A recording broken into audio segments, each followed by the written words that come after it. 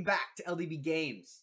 I'm Lord Darthbawlz, and this is going to be a video about one of the best free arena champions in the game, Ramantu, DRAKESBLOOD. This guy is gotten through the second set of missions in this game. The first set, obviously, is for Arbiter, and the second one is for Ramantu. Most of them aren't difficult. They're just very time-consuming. And sometimes you have to wait 2 weeks before being able to even complete some of them. But if you think ahead, you can knock a lot of them out relatively easy, which is pretty cool. And this guy's worth it. Like 100% worth it. First of all, his skin is so cool. Sick. Absolutely sick wingspan. With this dope, like, lizard head kind of... Awesome. Absolutely insane job on the artwork. I love the way this champion looks. And his kit is freaking awesome as well. His A1 is a single target, single hit. Books to a 100% chance of increasing the cooldown of a random skill by 1 turn. Which is really cool. Obviously, you can't control which skill it puts on cooldown, but you do control who you attack. So with some good strategy, you can actually use this. This has some really good utility to it. If it doesn't, or rather, if it puts the skill to max, it has a chance of stunning. Books to a 50% chance. Now, granted, if you're only increasing it by 1, chance of a stun is pretty minimal. But with the right strategy, you can control using this, right? If a champion has 1 non-default skill, right, 1 active skill, and they use it, and you go after them, and you attack that person, there's a 50% chance of stun, basically, which is really pretty cool. Now, if the cooldown increase is successful, it also decreases the cooldown of a random skill of the ally with the highest turn meter and a skill on cooldown, which is just so cool, right? You're giving one of your allies the ability to reuse an ability, or at least cut down the cooldown on one of the abilities that you just used, which is presumably their best ability. Because most fights in the arena don't last too long unless you're going up against very tanky, buff, hungry, heavy team and whatnot. The A2 is a single target hit, hits 4 times, and each hit has a 100% chance of landing a different debuff. The first one's decreased defense, second one's weaken, third one is decreased speed, and the fourth is block buffs. Now, if you land all 4 debuffs, rather, if the target has 4 or more after the attack, so you don't have to land all 4 if the target already has a debuff or 2. It has an additional 100% chance of placing a true fear on every other enemy. Like, talk about control, right? If there's no block debuffs up, this is a monster ability. And then, in my opinion, the real gem of his kit is his A3. It's an AoE, 3-turn cooldown, books to a 100% chance of removing all buffs before attacking, has a 100% chance of placing either a block active or a block passive skills debuff. Now, it puts the block passive if they have a passive skill. If it doesn't, it puts the block active. Now, this can come in really handy for specific champions, but there are other champions that it actually doesn't work so well with. Champions like Helicath, right? If you block his passive, he still has the ability to throw block damage up. Duchess, you can block her passive, which reduces AoE damage, which is huge, right? But it doesn't block her revive, or her block debuffs increase attack skill. So it's a very good ability. There are a few champions that it's not like top tier against, but still increases your capability tenfold, if not more, right? And then his passive is pretty cool, right? Whenever an enemy places a stun, a sleep, a freeze, a fear, a true fear, or provoke, so any control on him, it instantly fills his turn meter by 30%, places an increased speed and a shield on him for 2 turns. And the shield's based on his max HP, so you have control of how big that is. So he gets controlled, and then you get protection and speed to try to get back around to clear that debuff off faster, which is really cool. And then he's got one of the best accuracy auras in the game. It's not the best. I think the best is... Oh, no. I think it is the best. Yeah. That is the... Wait, hold on. Drexar, I think, has a higher one, doesn't he? No! That's the best accuracy aura in the game. It's on par with Mithrala, which is really cool. And then I happened across a 1-star blessing for him in the market, and I went with Polymorph. Because it's always good to have someone with Polymorph in the squad. I don't get accuracy from this, and if I were to change the blessing, I would pick something that has accuracy, but it's also only 1 star. So, I mean, for me, like, the chance of Polymorph is just a really nice extra control. So he comes in as my debuff and control champion for my arena squad.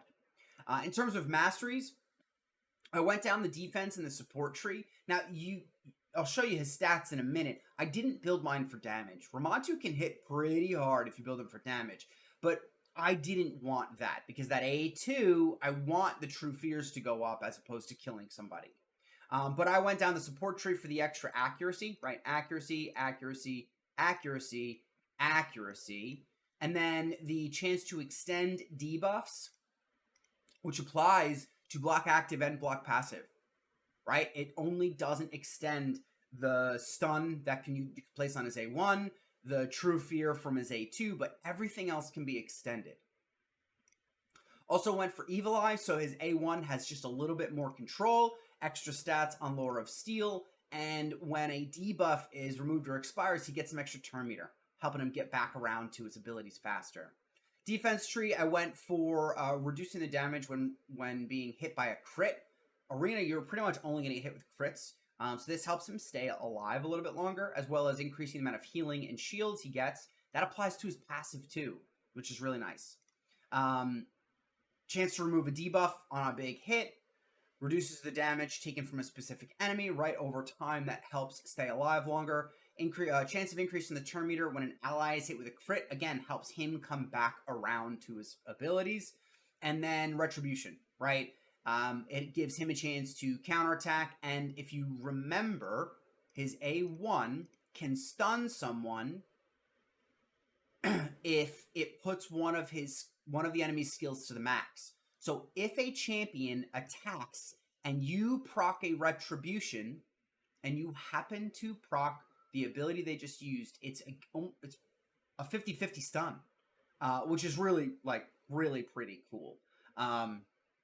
If I was trying to get the stun more, I might go for Fearsome Presence, but honestly, at a 50% chance, moving to 55, it's only the A1 and it's conditional. I don't think it's worth it. I went with the accuracy because in the arena, you really want to aim for very high accuracy with a champion like this, right? You're stripping buffs and placing debuffs. So I have him built with 613 accuracy, 279 speed, and he's got some decent effective HP, 2,500 defense, 38,000 HP, and somehow I got a decent amount of attack in there. Not sure where that came from.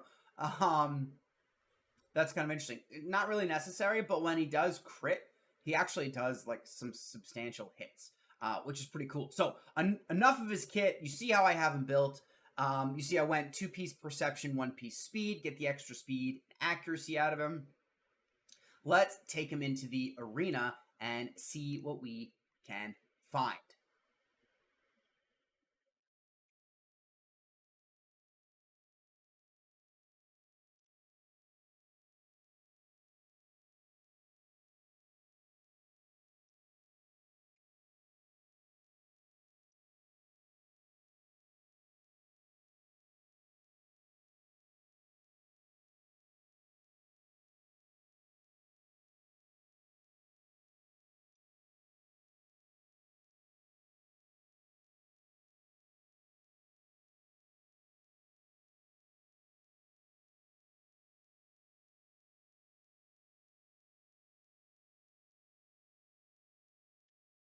So I cleaned up the easy wins on this first page, and what I'm going to do, I'm like pretty much in the middle of Gold 5 right now. So some teams might be relatively easy. I may run into some difficult teams, but what I'm going to do is I'm just going to run down this page and figure out what team I would use, and then see if I can beat them. So this one seems relatively easy. This is one of my sort of choice teams, right? Open with a big smack from Hedgie, who's built like a damage built for damage and savage, right? Go to speed boost into Ramantu, into Georgia the Breaker. Sometimes I put Leo in here as well. I love Georgia. I don't know. It's just he's just he's an awesome champion. But the showcase is for Ramantu, right? Oh, it looks like he's not going to get showcased here. Yeah, okay, so this is just a clean clean win. But you can see his A1 there. Really cool animation. He does like this hop strike.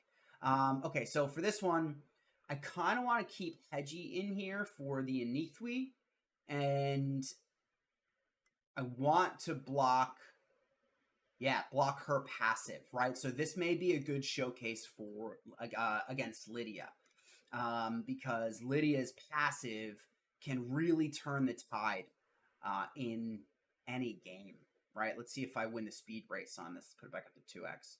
I won the speed race. Okay, cool. So I am going to buff, and then I'm going to use my stripper. I mean, at this point, see, it prevented Arbiter from being able to revive. And if I were to take a hit from anyone in this and I tried to revive, this block passive would prevent Lydia from stopping it and turning it around, which is pretty cool. Oh, look at that. Swift parry just procced. But I'm still safe because that block active skills from Ramantu, which is really cool. And you can see, just to showcase the really cool animation, the flurry of attacks on his A2. But this is just just a matter of time on that one. So let's keep going down, and let's see if we can get something a little bit more difficult. Nice. So Ultimate Death Knight's in there, and actually, yeah, you know what? Let's keep Georgia there. I don't know if Hedgie's worth it in this one. So let's put Lydia in. Lydia's another pretty good addition and combination with Ramantu. I love using, it's really cool. So Arbiter, Ramantu, Lydia, and Mithrala are all free champions, and they're all really good together in the arena. So we're going to use his A3. We're going to remove the shields, and we're going to put a block passive or block active. Right now, with Pythion, it's a little annoying, and Syl, actually, because they're both revivers. But with the block passive skill on Ultimate Death Knight, it means I can attack anyone I want with Georgid, right? It's not going to get stopped by his passive. So I'm going to take out Pythion, and I'm just going to clean up with his A2. Boom. Done. So Ramantu could completely invalidate Ultimate Death Knight, which is pretty wild, because Ultimate Death Knight is a force in the arena. So here we've got another one. Harima is their nuker in this, right? And Harima's got an interesting passive skill that ignores enemy defense, or it reduces ignore defense effects by 50%. And then champions from Demon Spawn cannot inflict a crit and cannot land weak hits against Demon Spawn, right? So I don't know that I'm using any Demon Spawn in here. He's not Demon Spawn, right? No, he's Lizardman. No, I'm not using any Demon Spawn, but the reduction on increased defense is key, right? I have Georgid built in Savage, and he's got a 50-50 chance on his passive of ignoring defense, plus the, Helm Smasher, another chance in his masteries of ignoring defense. So without the block passive skills here, right, my Georgid might not do very much against Harima. But in this instance, right, I don't even know that I need to, oh yeah, let's take out Mithrala and then clean up. Beautiful. And now, would I have been able to do that? I don't know. Maybe. I love using George against Leo as well. Now, what's his name? Candrafon also has a passive. Do I want to use... No, let's keep the same team going. I really like this. The free-to-play power trio right here, right? Arbiter into Ramantu into Lydia is such a cool combination. Now, this also means that I can, with his block passive skills, this is going to prevent Leo from proccing his is unkillable, right? Now, normally, George's A3 prevents it anyway, but I'm just going to take out Arbiter. I should have taken out the Sheep. Ooh, we got Swift Parry over here. Lots of Swift Parry, huh? I've been seeing a lot of Swift Parry lately. Now, I don't want to revive because they have a what's-her-face over here. No, don't revive. But I do want to take out the damage dealer. I can't. Okay, let's take out Lydia. And then I should just be able to clean up here. Beautiful. Probably could have played that better, but either way, Leo wasn't a problem for me. Even though he has that menacing passive. Another one, Stultus has a passive that prevents you from being able to put debuffs out, right? And Michinaki has a passive that joins in attacks. So both of those passives have just gotten invalidated, right? Which means I'm going to be able to debuff Stultus. Look at that. I don't even need to use my A3 with Georgid. Boom. All I need is that A2. Cleans right up. Another one, right? Valkyrie's passive is super annoying in the arena. Now, the other side of it, right, is my first champion is going to trigger it, right? So she got a little bit, actually, and because of the pushback, it put Lydia in front. Now, I should still, yup, beautiful. So that puts her passive away. And then I want to, let's ignore shields on Pythion. Yeah, and then just clean up with my boy, Georgia the Breaker. This is probably one of my favorite teams, right? Let's see if there's a really tough one in here. We just reset the board because I made it all the way down, right? Ooh. This looks like a team that doesn't really have a primary damage dealer in it, but would survive most teams because of the skills and passive effects on this team. So let's see if I can... Oh, we got Stone Skin on Pythion too. Let's see if I can invalidate it. First of all, did I... Nope. Okay. I didn't rip the Stone Skin off. And I'm pretty sure I'm going to beat Siffy to the punch. Well, I'm going to beat Hellcath and Brogni. Let's use my, get the increased speed on from Lydia. Yeah, beautiful. Okay, let's try to, fingers crossed here, and see if I can take out Pythion. Beautiful. There's a lot of RNG in Georgid's kit, right? Which is really pretty cool. But this isn't a showcase for Georgid. Oh, here we go. Another Ultimate Death Knight, right? Yeah, there's no damage dealer in this one either. But these teams are actually very difficult to beat when they don't have a damage dealer in them. Can I rip it? Yeah, I got the Stone Skin off, but I didn't get the block passives. So my Georgian hit is going against Ultimate Death Knight no matter who I go after, right? I went for Duchess and it took out, what's his name? Beautiful. Lydia comes in with a block revive because apparently I wasn't strong enough to take out Duchess. Let's see if I can get a stun. No, okay, because it's random, right? But still decrease, and you'll notice it actually reduced the cooldown of Georgid's ability. So I've got his A3 back, which is freaking awesome. I love that. A1 is a wild swing. Okay, here's another one, right? Rhodos. And Rhodos' passive is very, very annoying, right? Rhodos prevents you from being able to do a single monster hit. Really, to take down a Rhodos, you have to double hit somehow, right? We've got block active on Mashalid, which means he can't put up the true fears. We've got block active on Arbiter, which means she can't revive. Ooh, he survived. Now, with Rhodos, if he didn't have the block passive skill on right now, I wouldn't be able to kill him with this because he's got more than 50% HP, right? It would prevent him from taking the death, from taking the fatal hit, save like half of 25% of his HP or something, and it would give him a turn, which would allow him to turn around and just go on a rampage on my team. But that block passive skills prevents that from happening, which is pretty wild. I mean, I could do this all... Ooh, here's...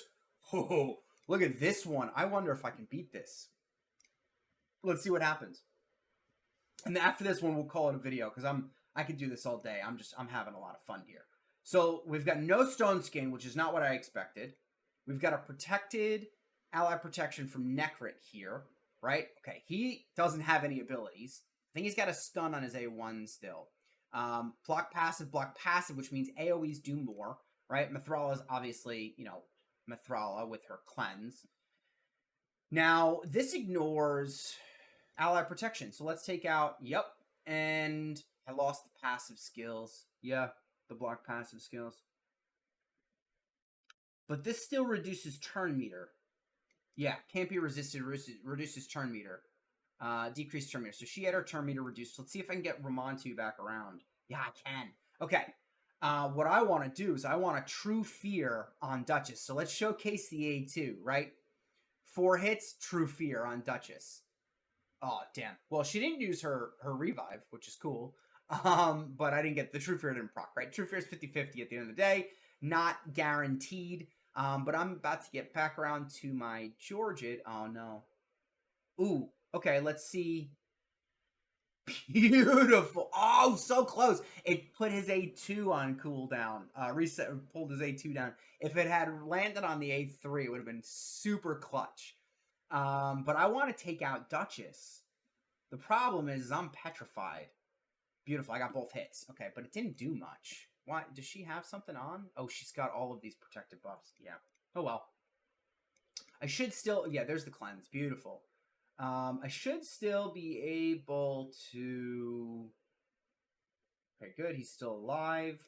We've got the block passive skills now on Duchess. There's the deny, the revive deny from Lydia, which is beautiful. Let's... Oh, she's hidden. Let's take out Duchess. And let's see if this can clean up. Not quite. Yeah, Mithrala, and she petrified me too. Damn, Mithrala. Mithrala is such a unit on defense in Arena. It's insane. She is a great addition to any defense. I usually don't use her in offense as much. She's one of my, like, hedgy... Oh, look at that. Yeah, Retribution. She's one of my, like, hedgy counters. But that's... I think we'll call it a video there. Guys, I love this champion. I didn't even use any of the other real combinations I have. There's a couple other teams that I use. Sometimes I throw in Duchess if I know I'm not going to win the speed race, or if I've lost it and had to come back and try again. I'll throw Duchess in to protect Georgid while I, you know, set him up for damage. And I use him in my Cardinal team because he's not the most... He doesn't have the most effective HP. Right? I also use him with Leo. I really like him paired with Leo. Let's take this out real quick, because I built Leo not only in Savage, but also with accuracy. So without Lydia or even Cerise, in this team, right? I have the block active, block passive skills, and then I add my weaken before attacking, which just empowers Leo on his own, right? He doesn't necessarily need a debuffer because he brings his own, which is really cool. But like I said, I could do this all day. I think we should call it there. Have you gotten Ramantu yet? Let me know down in the comments below if you've gotten him, if you use him, how you build him, if it's different than me. Like I said, he can actually hit pretty hard. And I do bring him in, obviously, into Faction Wars. But I don't really bring him in anywhere else. He's really more of an arena specialist, but he is 100% worth going for. I know it takes a lot of time, but if you stick with it, you'll be so happy at the end. I promise. Thanks for watching. If you made it this far, I invite you to subscribe to my channel. I am trying to get to 1,000 subscribers so I can start giving away resources, right? Raid's content program allows you to do free giveaways when you reach 1,000 subscribers. And that's what I'm shooting for, because I want to give you guys some free stuff, right? I give you guys tips, tricks, and information on the game, but I'd love to add resources to it. So I invite you to subscribe. Doesn't cost you anything. Takes you maybe 2 seconds out of your day to click that little button. You get a little satisfaction of it changing colors and whatnot and beautiful stuff like that. And if you like this video or got something out of it, I invite you to click the like button and push this out to other people on YouTube. With that, I'm Lord Darthbawlz. I'll catch you on the next video. Enjoy your raid.